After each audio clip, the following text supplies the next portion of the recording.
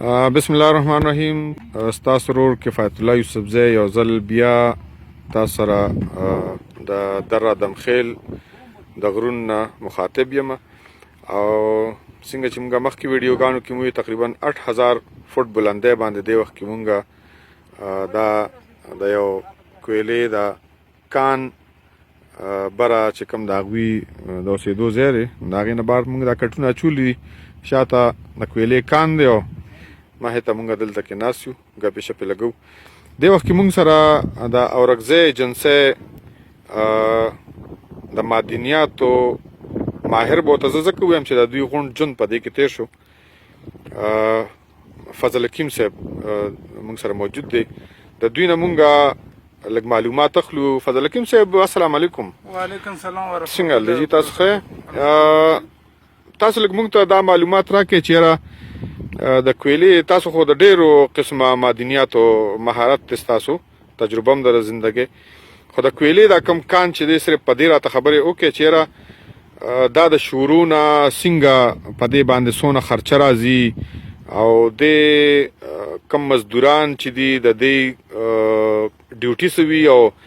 دوی ته د هغې فایده څه وي او یا دوی ته د دې ځای مسایل او مشکلات څه وي.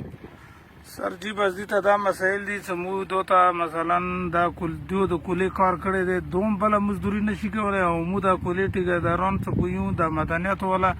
موږ بل روزګار نشو کولی، که نقصان وي موږ دا کوو که ګټه وي موږ دا کوو.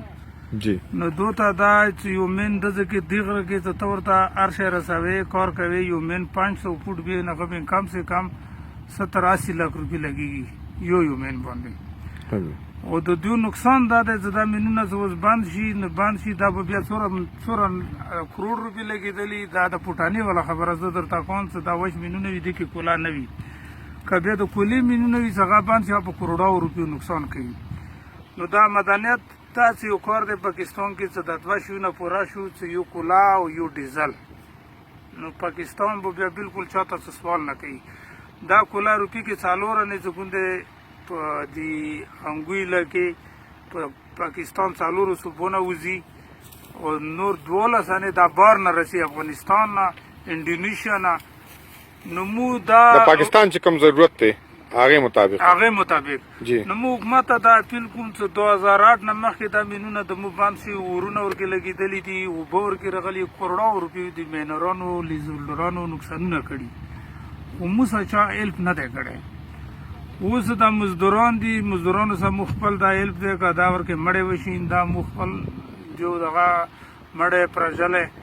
نو دا اوس کوم لاک ډاون په باره کې خبره موږ حکومت ته وزیر اعظم پورې دا اپیل کوم چې دا مزدوران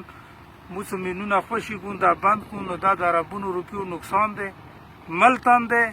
او مزدور تان دی. کولا داسې نه دی دا یو ټیکهدار پورې یو لیز هولډر پورې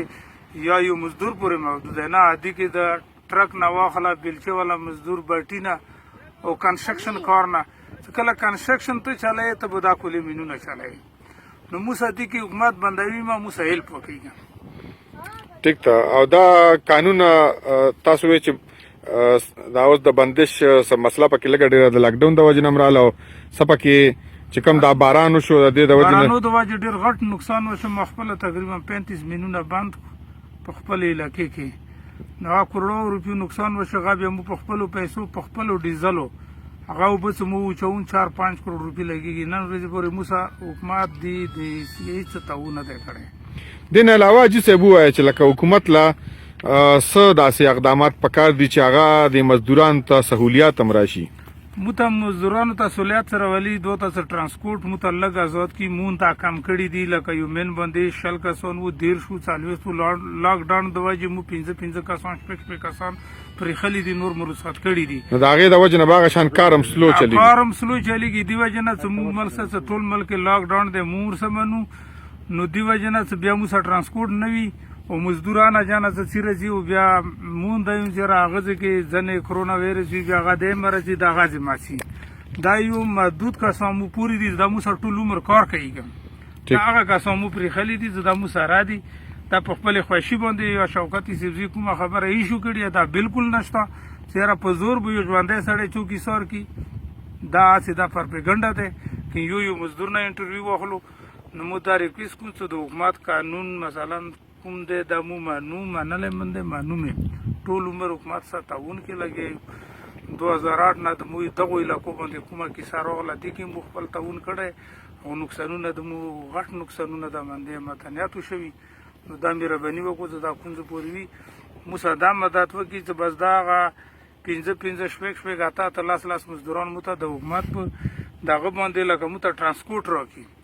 دا څلور کسه مو دي نه رخصتون مو 15-20 هزار روپۍ ورکوم کا کوی نشي موټر کې 3 هزار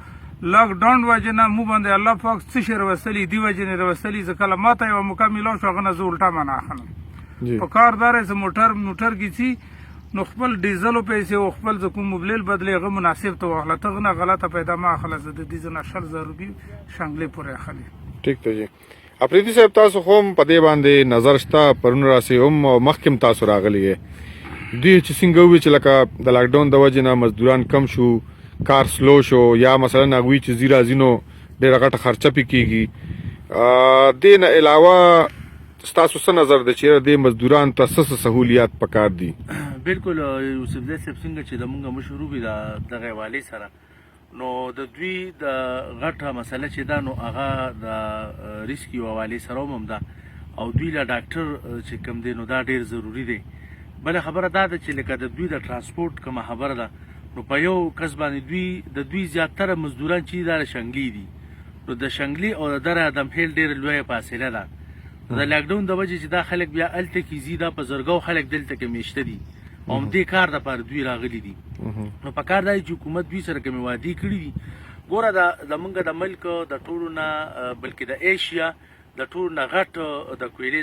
کوم ظاهر چې دي نو هغه دلته کې دا په 2م نمبر باندې دي نو په کار دا د پاکستان د غونډه ملک دغه کې نو په کار دا دی چې لکه حکومت دې طرف ته پاملرنه وکړي او دوی له چې کوم فیسیلیټیز ورکړي ګوره د مونږه دې کې ترانسپورټ دی په دې کې ډاکټر شو ډسپنسر شو یا د دوی داسې نورې سیستم بجلی شوه بجلی دلته کې نشته د اوبو د صفا اوبو د صفا اوبه شوې نورې داسې ډېرې مسلې دي نو دوی سره چې کومې وعدې شوي نو هغه وعدې دوی سره ترسره کېږي نه حکومت د دې نه مخکې حکومت هم دوی سره وعدې کړې وې د موجوده هم سره وکړې اوس دوی له پکار دي چې دا کومې وعدې دوی سره کېږي نو چې دا وشي نو زمونږ دا څونه کارخانې ضروریات چې دي نو زه یم چې هغه صرف د دره ادمخیل نه چې دوی بیا بارمل ته مونږ دا برآمد کوو بله غټه خبره یوسفزی صاحب دا تاسو وایئ چې لکه د پاکستان د دې ماینز نه به دونه غټ مقدار کې کویله راوځي چې د پاکستان ضرورت به هم برابري او زیاتي به وي نو هغه به نور ملکونو له هم نور ملکونو ته به مونږ هغه ولیږو جی بله خبره دا ده چې لکه څنګه د مشر خبره وکړه چې دلته کې ماینز چې کوم دي نو دلته داسې خلک شته چې هغوی د بندولو کوشش کوي لکه خپله پکې یو حصه ځان له پیدا کوي نو په کار دا نه ده چې لکه دې سره خو په زرګو خلک دی د هغوی واړه دي د هغوی سره فیملیز دي دغه دي که نه نو په دغه طرف باندې هم لکه حکومت له پکار دي چې داسې اقدام ونشي چې په هغې باندې زمونږ د ملک یا زمونږ د کوم مزدوران چې یو حکومت چې نورو قسمه معدنیاتو یا نور سیزونو کې چې څنګه سبسټډي ورکوي د خپل طرف نه پکار دي چې دوی هم دغه شان ورکړي په دې باندې چې کوم څه ټیکسیشن او د هغې چې پای کې ورته رعایت وکړي کمیره ولي چې دوی ښه شي ګوره حکومت دا به هله زمونږ د دې کویلې ظاهر چې دي دا به هله روزي چې لکه دې خلکو سره امداد وشي بالکل که دوی دبه وشي یا دوی باندې هغه کوم پریشر راشي او دوی د دې روزګار نه دغه شون دا په زرګو خلک جدي دا یا یو کار نه دی دا په سلګو قانون دی او په دې کې په زرګو خلک دي بالکل او هغوی راغلي د هغې شنګلې سوات نه تګ راتګ او په دې باندې بلا خلک دي دوی سره د حکومت د طرف نه د رعایت یو غټه فایده به دام وي چې لکه مثلا دا دوی څنګه وسوې فضل حکیم صاحب ووې چې یاره مثلا د کان ته اوبه رالي او دا بند شو اوس په دې باندې کم از کم 1 کروڑ روپۍ لګول غواړي چې د دې نه دا خټه او دا اوبه ورسه واپس راوباسي او دا دوباره چالو شي نو که مثلا حکومت دوی سره امداد او تعاون نه کوي او دوی ورته کمزوري او دوی په دا 1 کروڑ روپۍ نشي لګول نو خو دا کان چې دی به دا بند شو که نه بالکل ما په شروع کې هم دا ووي چې دوی سره د امداد وشي او بله خبر ده دوی له چې کوم فیسیلیټیز واده شوې ده د بجلی د ترانسپورټ د ډاکټرو